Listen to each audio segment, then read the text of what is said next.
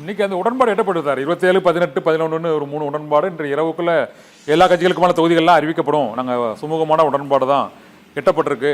டெல்லிக்கு சென்றது வந்து சுமூக உடன்பாடு ஏற்பட்டிருக்குன்னு அவங்க இன்னைக்கு அந்த பேட்டியில் பியூஷ் கோயல், எடப்பாடி பழனிசாமி உள்ளிட்டோர் சொல்லியிருக்கிறாங்க. ஒன்று இன்னொரு மிக முக்கியமான விஷயம், அந்த கூட்டணி கட்சியில இருந்து சமத்துவ மக்கள் கட்சி வந்து எங்களுக்கு வந்து உரிய பொறுப்பு கொடுக்கவில்லை என்று விலகுகிறது. நாங்கள் வந்து உரிய பொறுப்பு கொடுத்தால்தான் செயல்படுவோம் என்று கூறியிருக்கிறார்கள் சரத்குமார். இந்த சரத்குமார் தென் மாவட்டங்களில் பல முறை தேர்தலில் போட்டியிருக்கிறார். இந்த முறை அவருடைய தேர்தல் பணி என்னவா இருக்கும்? ஏன் அவர் பாஜகவில் புறக்கணிக்கப்பட்டதா நினைக்கிறீங்க சார்? நீங்க 2 கேள்வி கேட்டிருக்கீங்க. முதல் கேள்விக்கு நான் முதல்ல பதில் சொல்றேன். அவங்க வந்து கூட்டணிகள் எல்லாம் எல்லா கட்சிகளுக்கும் இடம் ஒதுக்கீடு செய்யப்பட்டு இன்றைக்கு இரவுக்குள்ள முடிச்சிடுவோம் அப்படின்னு சொன்னாங்க. அது முடிச்சுதானே ஆகணும். ஒரு புள்ளியில அவங்க எல்லாருமே ஒரு முடிவு வந்தாதான் என்னமே தேர்தலில் அத போட்டியிட்டு தேர்தலை சந்திக்க வேண்டிய கட்டாயம் இருக்கிறனால அது முடிவு வரட்டு. என்னொன்னு சொன்னீங்க, நம்முடைய சரத்குமார் அவர்கள் சமத்துவ மக்கள் கட்சி தென் மாவட்டங்களில் பிரபலமா இருந்த ஒரு இயக்கம். அவரும் சரத்குமார் அவர்களும் தென் மாவட்டத்தை சேர்ந்தவர் தான். அந்த இயக்கத்தை இந்த கட்சியோடு இணைத்த பின்பு என்னை ரொம்ப அவமரியாதை பண்றாங்க, என் படத்தை கூட போடுறது இல்லைன்னு சொல்லி அந்த கட்சி தலைவர் அவங்களுடைய தொண்டர்களை அழைச்சி வச்சு மிகப்பெரிய அளவுல வருத்தத்தை நேர்த்து ஆதங்கங்களை தெரிவிச்சிருக்காங்க. அவங்களுக்கு மட்டும் இல்ல, இந்த பாரதிய ஜனதா கட்சியை வளர்த்ததுல தென் மாவட்டத்தில் உள்ள காமராஜரை உள்ளத்துல தலைவராக ஏற்றுக்கொண்ட தலைவர்கள் தொண்டர்களுக்கு மிக முக்கிய பங்கு உண்டு. குறிப்பா காமராஜர் மேல பற்றுள்ளவர்களை திட்டமிட்டே பாரதிய ஜனதா கட்சி தொடர்ந்து புறக்கணிக்கிறது, அவமானப்படுத்துகிறது. அதற்கு சரத்குமார் மட்டும் இல்ல, நம்முடைய ஆளுநராக இருந்த நம்முடைய அண்ணன் மகள் தமிழிசை, அந்த அம்மாவை நட்சத்திர பேச்சாளர் லிஸ்ட்ல இருந்தே நீக்கிட்டாங்க. அந்த அம்மாவை அந்த முக்கியத்துவமும் இல்லாம ஆக்கிட்டாங்க. அதே போல பொன்னார், நம்முடைய பாரத பிரதமராக இருந்த வாஜ்பாய் அவர்களுடைய ஆட்சி காலத்திலும் இப்போது இருக்கின்ற மோடி அவர்களுடைய ஆட்சி காலத்தில் ஒன்றியத்தில் ஆட்சியில் ஒரு மந்திரியாக இருந்தவர்கள், அவர்களுக்கும் எந்த பொறுப்பும் கொடுக்காம இவங்க 3 பேரையும் பாருங்க எவ்வளவு அவமானப்படுத்துறாங்க. அந்த சமூகத்தை பிறந்த காரணத்தினாலையும் காமராஜரை தலைவராக ஏற்றுக்கொண்ட காரணத்தினாலையும் அவருடைய உள்ளத்துல காமராஜரை ஏற்றுக்கொள்வாங்க. அப்போ அவங்கள ஒருபோதும் ஏற்றுக்கொள்ள மாட்டார்கள். RSS சித்தாந்தம். RSS உயிரோட டெல்லியில இருக்கும் போது அகில இந்திய காங்கிரஸ் கட்சி தலைவராக இருந்த காமராஜரை உயிரோடு தீய கொடுத்துறவங்க, மகாத்மா காந்திய கோட்சை RSS சுட்டு கொன்னவங்க. என்ன அந்த ரத்த வெறி தீராம அவர் பேர்ல இருந்த நம்முடைய மகாத்மா காந்தி ஊரக வேலை உறுதி திட்டத்திலே அவர் பேரே நீக்கிட்டாங்க. அவங்களுக்கு பிடிக்காத பெயர் காமராஜர் காந்தி. அதனால ஒருபோதும் காமராஜரை ஏற்றுக்கொண்டவர்களை அவங்க என்ன செய்ய மாட்டாங்க, முக்கியத்துவம் கொடுக்க மாட்டாங்க. அதனால்தான் அவங்க தொடர்ந்து புறக்கணிக்கப்படுறாங்க. ஆனால் சரத்குமார் இன்னும் அந்த கூட்டணியில் நாங்கள் இறுதி முடிவுகளுக்கு ஒரு பொறுப்பு கொடுத்தா செயல்படுவோம் அப்படின்னு தான் சொல்லியிருக்காரு. இன்னும் வெளியில வரல.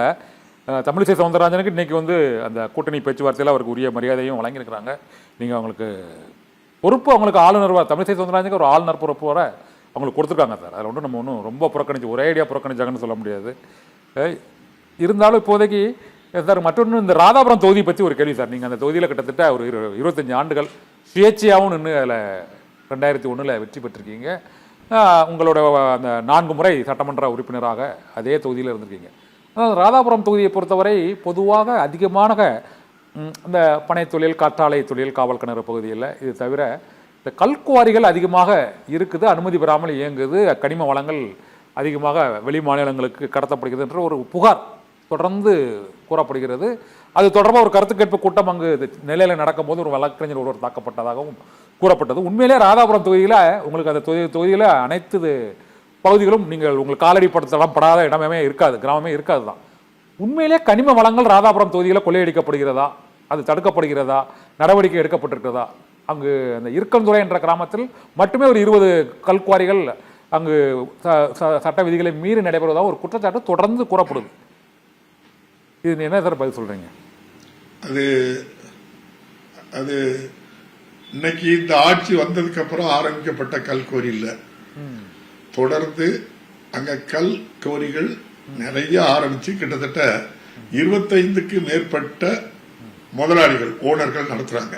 சரி. அவங்க நம்முடைய பகுதியை சேர்ந்தவர்களாட்டும் இருக்காங்க, கன்னியாகுமரி மாவட்டத்தை சேர்ந்தவங்களும் இருக்காங்க, கேரளா வரை தொடர்புடையவர்கள் எல்லாருமே அதுல அந்த தொழில இருக்காங்க.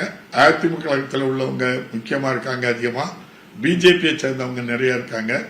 அந்த முதலாளி லிஸ்ட் அவ்வளவு நான் தாரேன். ஆனால் அதுல தொடர்ந்து அவங்க வைக்கக்கூடிய முன்னெடுப்புகள் என்ன அப்படின்னா கேரளாவுக்கு கடத்துறதாட்டு சொல்றாங்க. சட்டமன்றத்திலே மிகப்பெரிய அளவுல கேள்வி கேட்டு மாண்புமிகு அமைச்சர் எவ்வளவு கல்லு ஒவ்வொரு லாரியில போனோம் அப்படின்ட்டு சொல்லி எத்தனை டயர் வண்டி எல்லாம் போகணும்னு சொல்லி இந்த அரசு வந்த பிறகு நடவடிக்கை எடுத்திருக்கு. அதே போல இரவு நேரங்கள்ல போகக்கூடாதுன்னு சொல்லியிருக்கு. இதுல இன்னொரு குற்றச்சாட்டையும் நம்முடைய சட்டமன்ற உறுப்பினர் என்ற முறையில நீங்க அதை ஏன் தடுக்கல அப்படின்ட்டு சொல்லுவீங்க. அப்படி ஒரு கேள்விய வேணும்னே ஒரு பொய் பிரச்சாரத்தையும் அப்படி பண்ணுவாங்க. அரசு என்னென்ன நடவடிக்கை எடுத்து அப்படின்ட்டு சொல்லி நீங்க முழுமையா பாத்தீங்கன்னா இந்த அரசு வந்ததுக்கு அப்புறம் 6-7 மாசம் எல்லா கோரிகளையும் அளவெடுத்து எல்லாருக்கும் அவதாரம் போட்டிருக்கு. நீதிமன்றம் வர சென்றிருக்காங்க. அதுல ரொம்ப அதிகமாட்டாங்க கல்கோரி வந்து எல்லாருடைய கண்ணாங்க பட காரணம் பக்கத்துல கூடங்குளம் அணுவல இருக்கு. பல 1000 கோடி ரூபாய்க்கு தொழில் பண்றாங்க, அவங்களுக்கு தேவைப்படுது கல்லு. அதனால அது ஒன்றிய அரசுக்கு அப்படின்ட்டு சொல்லி அவங்க கேட்கிற இடத்தெல்லாம் கல்கோரி அனுமதி கொடுத்திருக்காங்க. இன்னும் சில பேரு ஸ்பீக்கருக்கும் கல்கோரி இருக்கு அப்படின்னாங்க. 96ல இருந்து நான் சட்டமன்ற உறுப்பினரா இருக்கிறேன். நான் கல்கோரி ஆரம்பிக்கணும்னு நினைச்சிருந்தா நான் ஒரு 100 கோரி ஆரம்பிச்சிருக்கலாம். கல்லு மணலுக்கு இந்த அப்பாவை எதிரான ஆளு. தொடர்ந்து நான் அதை ஒருபோதும் அப்படிப்பட்ட தொழிலுக்கு நானும் என்னுடைய குடும்பமும் அந்த பகுதியில் இதுவரை செய்தது கிடையாது. வேண்டுமென்றே பல பேர் போய் பிரச்சாரம் பண்ணாங்க. எங்காவது ஒரு கோரியோ அந்த கோரி நிலமோ என் பெயருக்கோ என் குடும்ப பெயருக்கோ நீங்க ராதாபுரத்திலே திருநெல்வேலி மாவட்டத்திலே சொன்னா எழுதியே உங்களுக்கு தந்திருந்தேன். அதிகமான அளவு கேரளாவுக்கு போறது உண்மை. ஆனா நீங்களே போகும்போதே உங்களுக்கு தெரியும், நூற்றுக்கணக்கான லாரியை நிறுத்தி வச்சிருப்பாங்க. பகல் நேரங்கள்ல போடாங்க, நைட்டு தான் போக சொல்லுவாங்க. கன்னியாகுமரி மாவட்டத்தில் அவ்வளவு போக்குவரத்து நெரிசல் இருக்கு. இதுல ஜிஎஸ்டி கட்டாதவங்க நிறைய பேர் இருக்காங்க.